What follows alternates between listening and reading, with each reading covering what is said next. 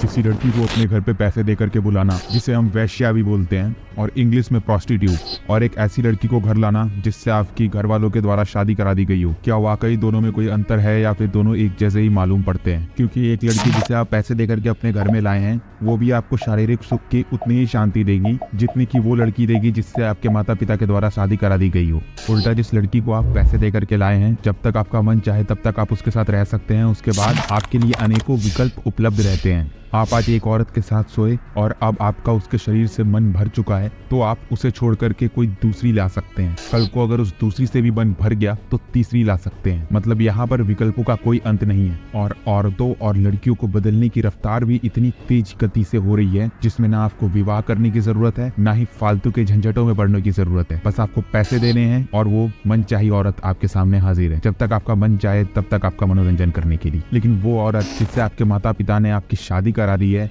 क्या हो अगर उससे आपका मन भर जाए? उससे तो आप जितना मर्जी चाहे उतनी कोशिश कर लो, आप पीछा नहीं छुड़ा सकते। ऊपर से आपकी और उस औरत की जिंदगी एक नर्क बन के रह जाती है। वो औरत तुम्हारे जिंदगी में और तुम्हारे कमरे में इस कदर पड़ी होती है जैसे तुम्हारे गले में किसी ने जंजीर डाल दी हो। और अब तो सरकार ने भी लड़कियों को एक बंधन में कैद करने के लिए अनेकों नियम निकाल दिए हैं, जिसमें से एक नियम ये कहता है कि अगर किसी लड़के को दूसरी शादी करनी है तो उसके लिए उसकी पिछली पत्नी का मरना सुनिश्चित होना चाहिए। इसीलिए विवाह करने के बाद तो आपका कोई भी इस तरीके का विकल्प नहीं बचता है कि आप किसी और दूसरी महिला से संबंध बना सको। अभी तक मैंने जो भी बातें बताई उनसे एक ही चीज की तरफ इशारा जा रहा है कि आप शादी ना करें और औरतों को पैसे दे करके अपने घर पे लाएं। लेकिन जिन लोगों ने इस वीडियो को यहीं तक देखा है उनके लिए इस वीडियो के मायने कुछ और होंगे, और जो इस वीडियो को इसके आगे देखेंगे उनके लिए इस वीडियो के मायने पूरी तरह से बदल चुके होंगे। अभी तक जो चीजें हमने देखी उसके हिसाब से अगर हम देखें तो क्या ये शादी कमजोरों के लिए होती है जिन्हें लड़की का शरीर पाने के लिए बार बार मेहनत ना करना पड़े, या फिर उन लोगों के लिए जो अपने लिए एक रात गुजारने वाली लड़की को भी नहीं ढूंढ सकते, या फिर इस शादी का मतलब कुछ और है जो हम समझ नहीं पाए अब तक? एक शादी करके लाई हुई लड़की में और एक पैसों के बल पे लाई हुई लड़की में कोई फर्क नहीं है जब तक दोनों के रिश्तों में प्रेम ना हो,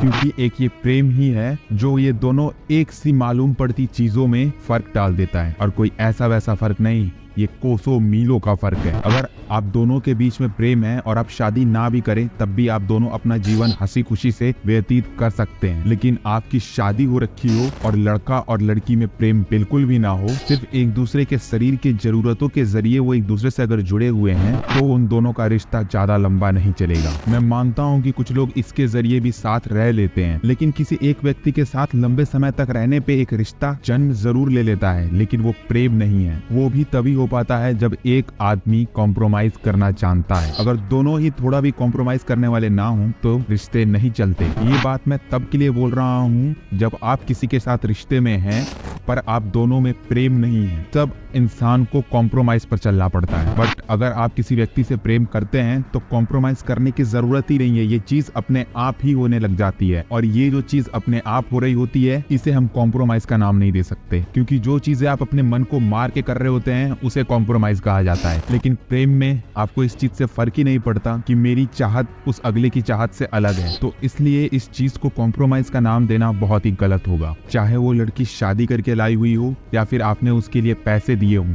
अगर आप दोनों जब करीब आते हैं तब आपके शरीर से पहले आपकी आत्माओं का मिलन होना बहुत ज्यादा जरूरी है। और यहाँ पर ये चीज बिल्कुल मायने नहीं रखती कि वो लड़की आपसे शादी करके लाई हुई है या आपने उसे पैसे दिए हैं आने के लिए। अगर ये नहीं होता है तब आप एक हवस के जाल में फंस जाते हैं जिसका कोई अंत नहीं है। चाहे आप इसे कितने भी लोगों के साथ करें, आपका मन कभी भी शांत नहीं होगा, क्योंकि संभोग एक जरिया है आपकी आत्माओं को मिलाने का। ये कोई मौज मस्ती वाली चीज नहीं है। एक बार अगर आपके जीवन में ऐसा व्यक्ति मिल जाता है जिसके साथ आपके शरीर मिलने से पहले आपकी आत्माओं का मिलन हो जाए और आप एक बार अगर उस रस को चख लेते हैं तो आप इस हवस जैसी चीज से बहुत ज्यादा ऊपर उठ जाते हैं। आज तक आपको लग रहा होता है कि जीवन में सबसे ज्यादा खुशी देने वाली चीज यही है, लेकिन एक बार जब वो आत्माओं का मिलन जब होता है और उससे जो रस निकलता है, उस रस का स्वाद जब आप चख लोगे ना तो आप इस हवस के जंजाल से बहुत ज्यादा ऊपर उठ जाओगे। और ये तभी हो पाएगा जब आपके जीवन में प्रेम होगा,